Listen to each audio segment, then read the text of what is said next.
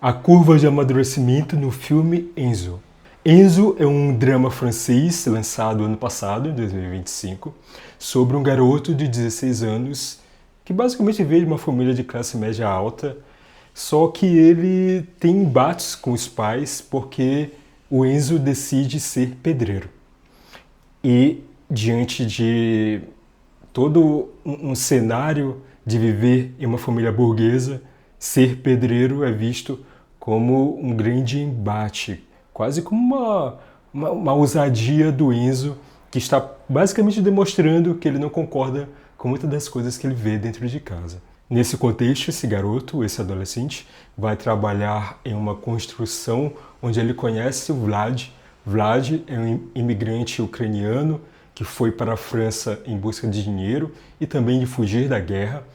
E nesse cenário, nesse novo contexto tão diferente do contexto familiar dele, o Enzo começa a se encantar pelo Vlad, mas eu percebi que acima disso, ele vê nesse ucraniano uma representação simbólica de toda a fuga que ele quer ter desse contexto burguês onde ele vive. Eu quis trazer esse filme por causa da curva de amadurecimento desse personagem central, que é o Enzo. Eu mesmo, muitas das vezes, insisto que o ideal é que quando você chegue ao final da tua narrativa, o teu personagem central, ou teus personagens centrais, eles demonstrem aos leitores que houve uma mudança. Você tem que lutar para que esses personagens eles comecem a narrativa de um jeito e eles terminem de outro jeito, e mostrando que houve um processo de crescimento, um processo de amadurecimento. Só que o engraçado aqui em Enzo é que não é que o personagem central ele não mude ao final do filme, mas digamos que o contexto dele, a mentalidade dele em relação a esse contexto, ela muda.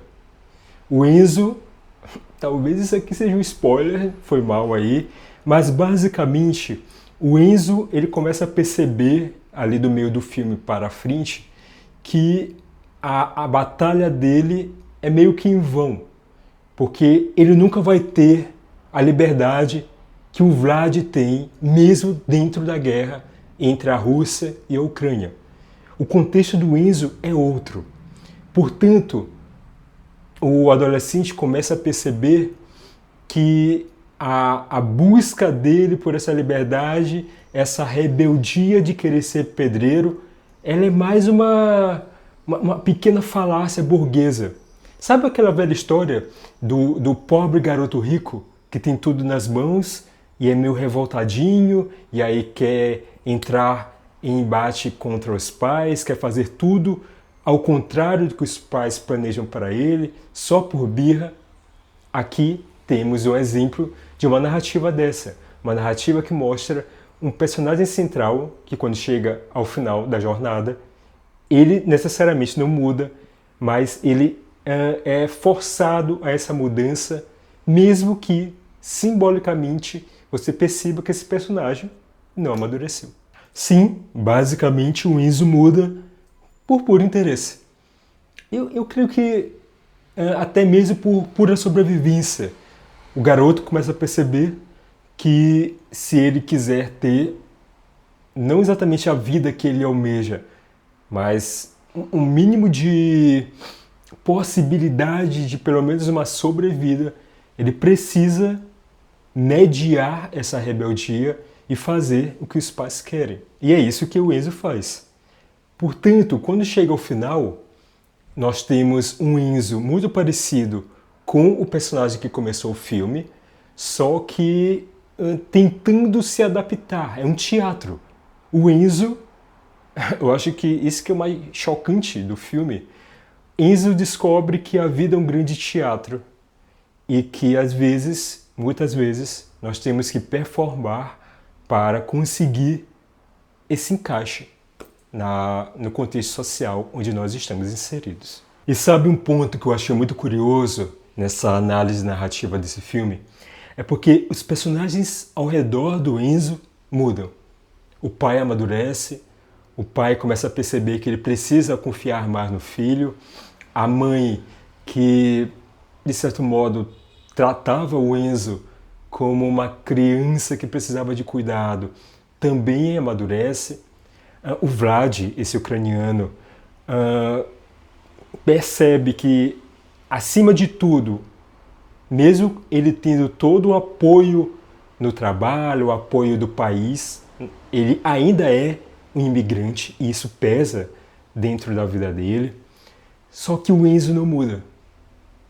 O que esse filme nos traz de lição aqui para a escrita criativa é essa construção de uma narrativa com um personagem central muito complexo, só que mais baseado em uma provocação para que o público reflita sobre, neste caso aqui, contextos sociais, encaixes sociais, como a questão da pirâmide social, ela é um peso. A imigração é um peso. Você ser um imigrante é um peso. Você ser um adolescente é um peso, porque, como bem diz a Nani People, ela sempre enfatiza isso, você só tem liberdade com liberdade financeira. E o Enzo não tem liberdade financeira para se dizer livre. E como eu citei, o Vlad, mesmo dentro do contexto de uma guerra, mesmo lutando pelo seu país e à beira da morte, ele é livre, porque ele tem liberdade financeira. Portanto, aqui é uma narrativa de reflexão, uma narrativa que pega um personagem muito interessante, muito atual, contemporâneo, só que ele vai para uma camada acima. A narrativa nos pede um olhar acima dessa questão apenas desse garoto e nos joga em uma reflexão sobre os papéis que nós exercemos e sobre como nós precisamos entender e enxergar que a vida, querendo ou não, é um grande teatro. Narrativas assim podem não atrair todo mundo, porque elas não são tão óbvias nesse sentido de te proporcionar um personagem central que vai mudar lá na frente, só que elas são um convite a essas nuances, a essas minúcias, a essas entrelinhas narrativas que tornam tudo ainda mais rico. Não tenha medo de narrativas assim. Por vezes, o teu foco, o poder da tua história, talvez não esteja necessariamente no personagem central, mas no contexto ao redor dele. Simplesmente na vida.